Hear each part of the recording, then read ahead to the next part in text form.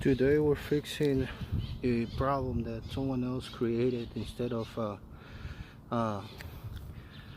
well, pretty much getting rid of the situation here with the pigeons. They offer the best cheap solution to the customer, I guess, and they made everything worse. So I believe that takes is to catch flies or rats, and they set up these plastic mesh attached with zip ties, and now we have to remove them,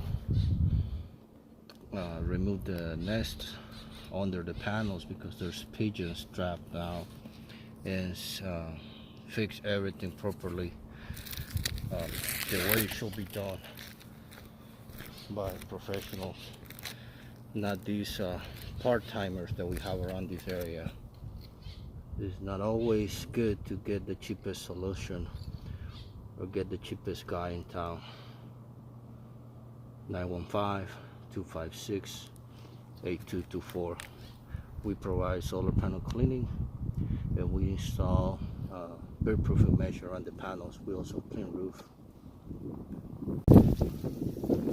Alright, we're done installing the bear-proofing mesh. We're about to finish the panels. As you can see, there's a big difference right now.